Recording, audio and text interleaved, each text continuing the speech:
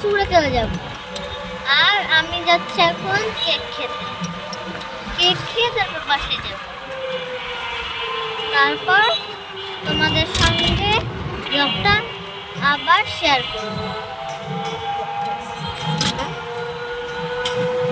তো আজকে ব্লগটা এতটুকুই গাইস, পরে দেখা হচ্ছে আবার কন্টিনিউ করে।